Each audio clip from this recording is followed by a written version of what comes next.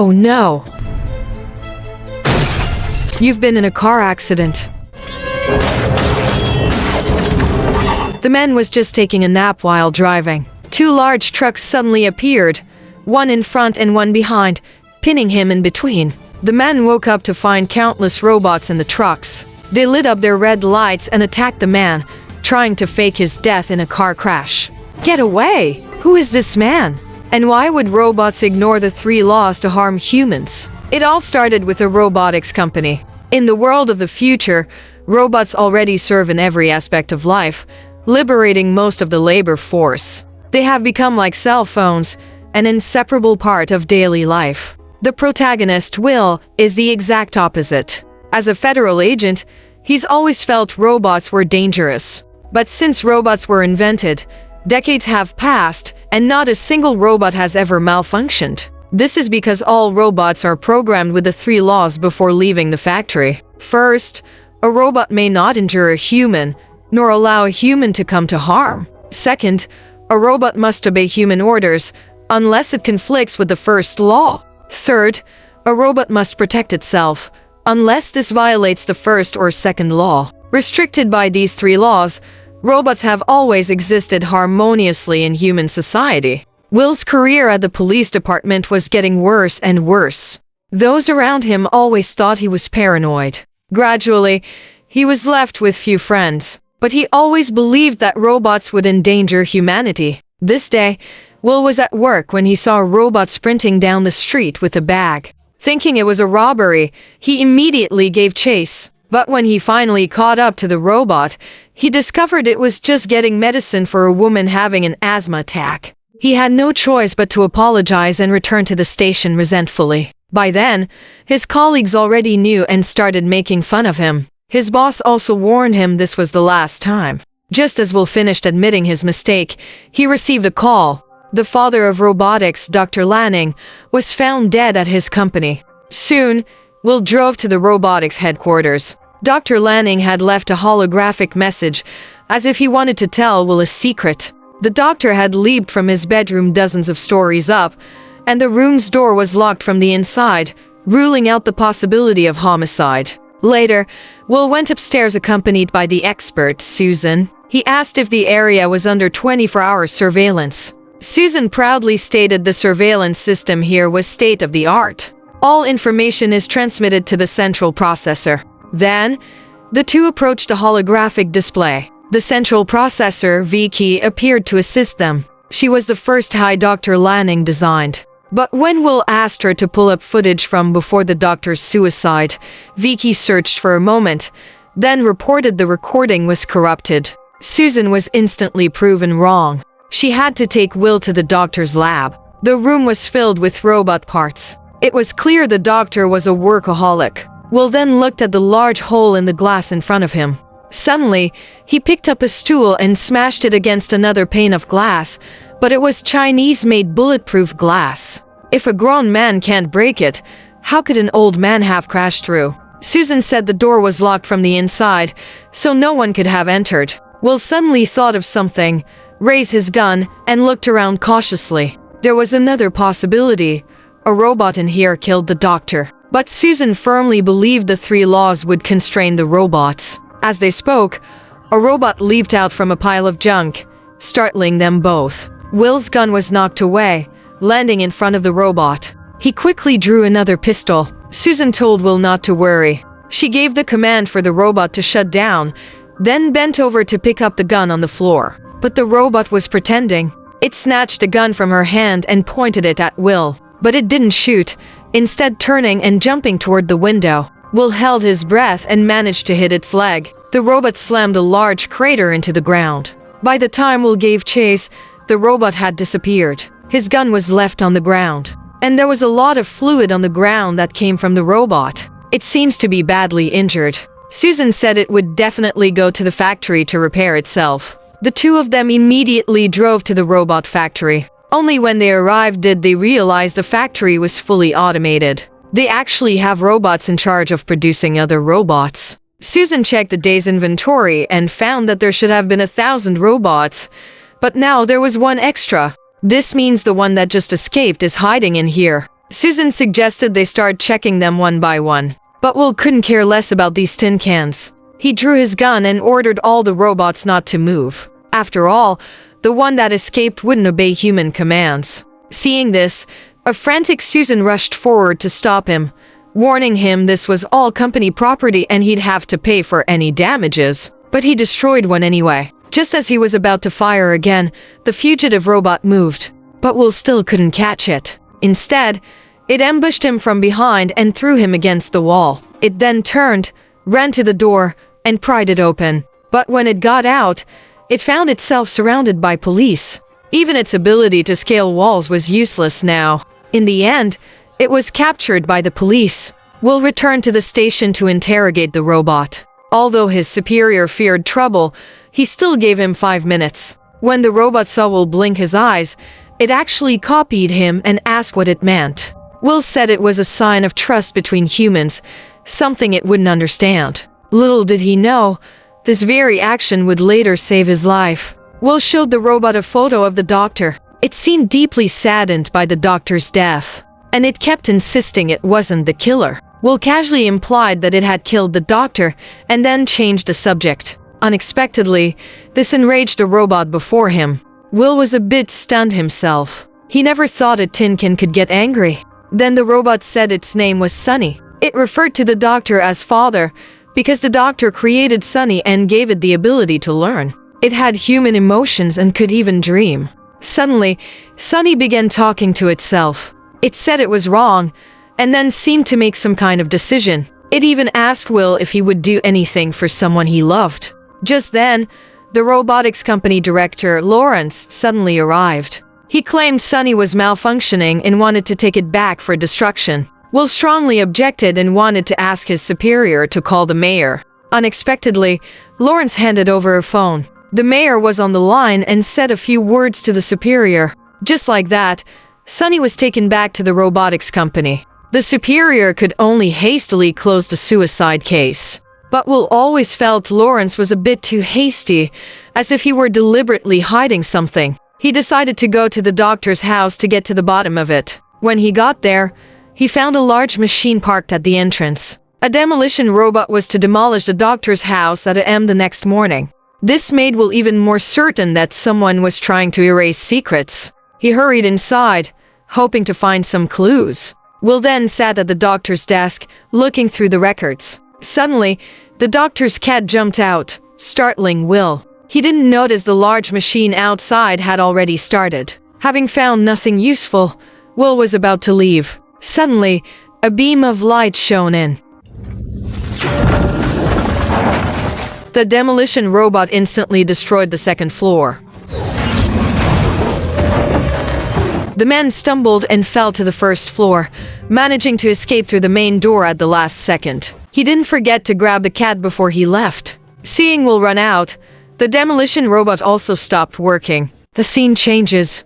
Will arrived at Susan's home and told her everything that had happened. But she checked the records and found the demolition was scheduled for PM. She thought Will had misread the time and wandered onto the site by mistake. Frustrated, Will demanded to know why she trusted robots so much. Why does everyone take for granted that robots are completely safe? The two had a big fight, and Will had no choice but to leave. The next day, the city's residents are getting a free upgrade to the NS5 robots. Will went to his grandmother Gigi's house for a meal and found that she also had an NS5 robot. After a few bites, he just wanted to leave quickly. Back at the station, he continued to investigate the doctor's case. When Lawrence learned he was still investigating, he sent out 2 robot transport trucks while Will was on the road, boxing him in from the front and back. By the time Will reacted, the truck in front opened its doors. Inside were swarms of NS5 robots. Suddenly, a robot activated and attacked his car. Will quickly drew his gun and destroyed it. But the other robots activated one after another and charged at Will. It looked like they were determined to kill him. Will's attempt to escape along the side of the tunnel was also blocked by a truck. He managed to squeeze out, but there were too many robots. Will slammed his steering wheel hard, using centrifugal force to fling the robots off. The truck behind him crashed into the tunnel and exploded.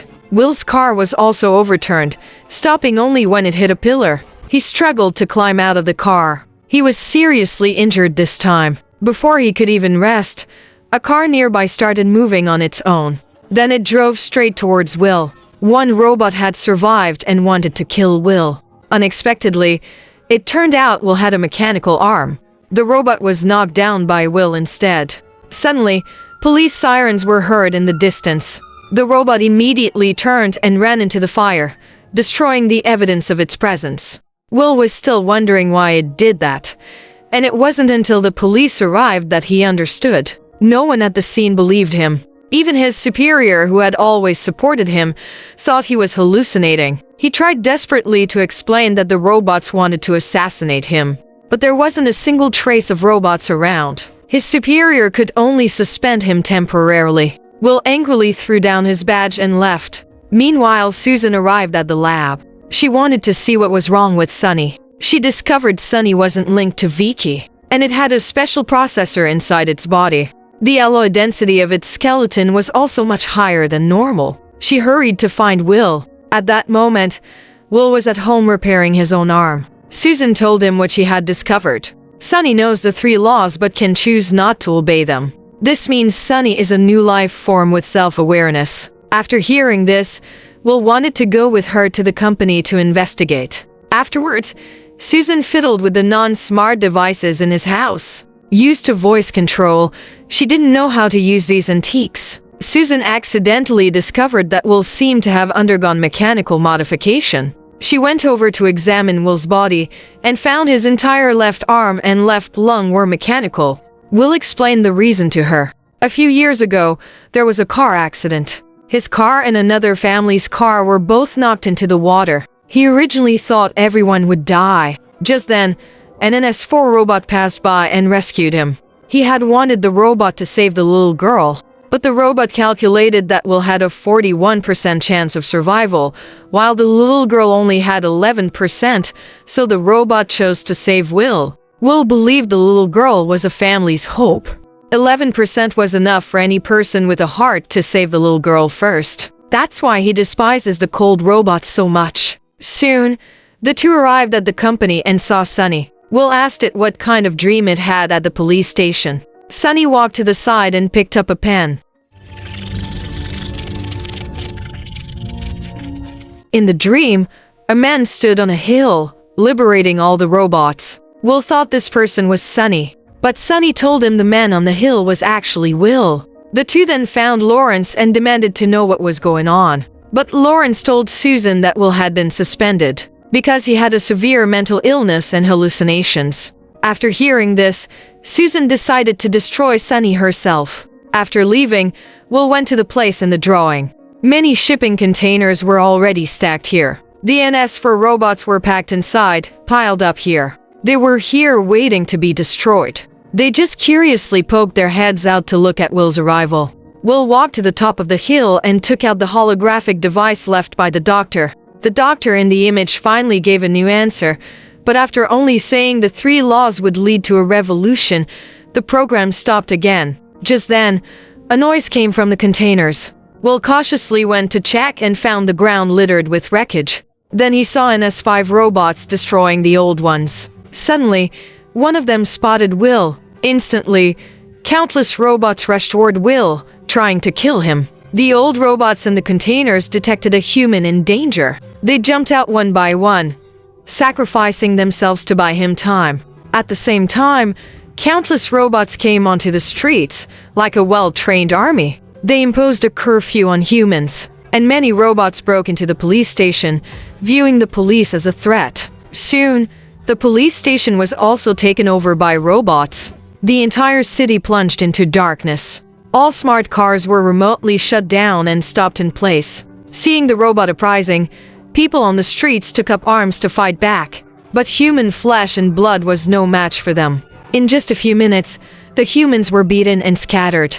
Susan was also placed under house arrest by the robot in her home. Fortunately, Will arrived in time to rescue her. The two then rushed to the robotics headquarters. On the way, they saw a fleeing crowd. Will left a gun and rushed to help.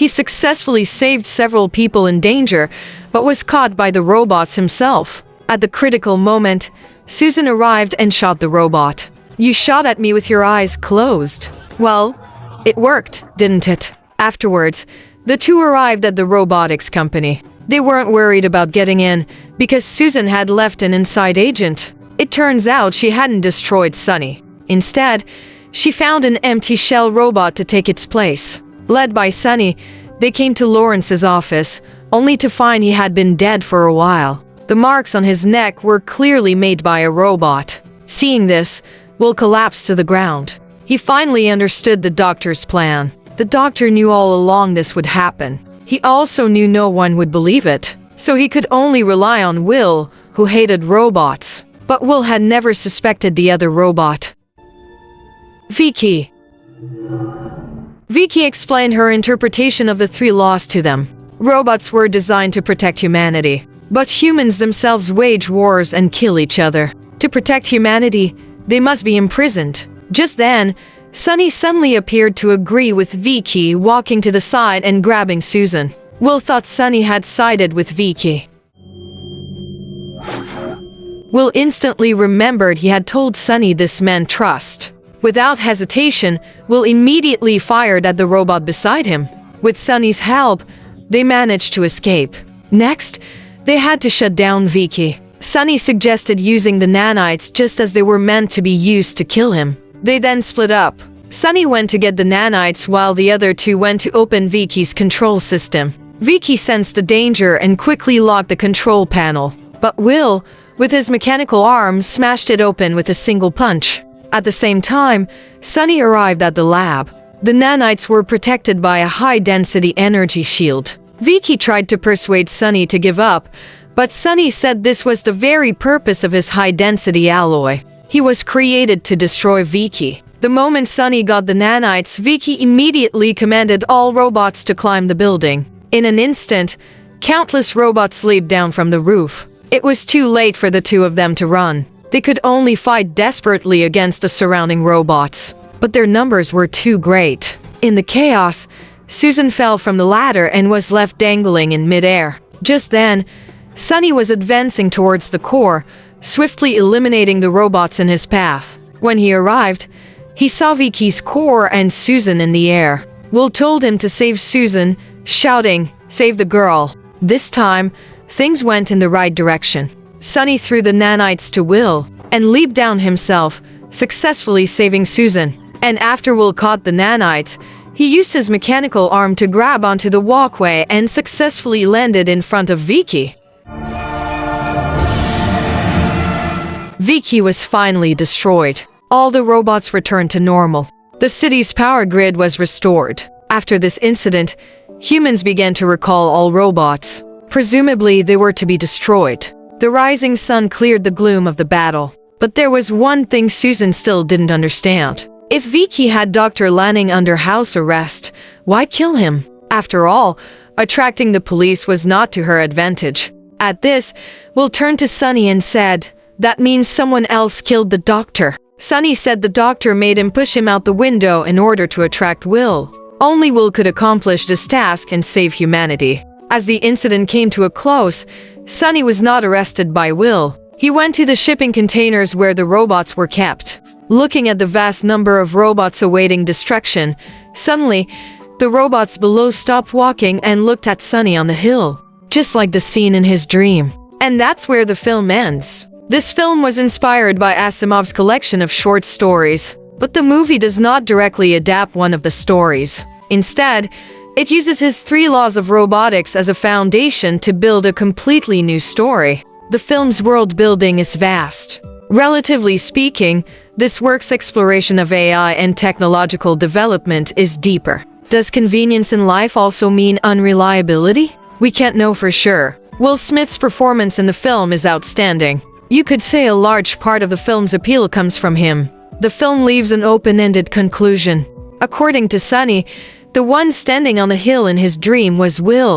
But at the end of the film, it is he himself who stands there. We don't know if he deceived everyone to eventually destroy humanity and rule the earth, or if he has become more like a human and will lead the robots to liberation and peaceful coexistence with humanity. Which ending do you prefer? Feel free to leave a comment and discuss. Films of this type all have a cautionary message, warning humanity not to develop AI without restraint. But I always feel that with the current pace of human technology, perhaps some engineer will mistype a line of code, and AI self-awareness will suddenly emerge one day. Alright, that's the end of the video. If you enjoyed my video, please subscribe to my channel. Your support is my greatest encouragement.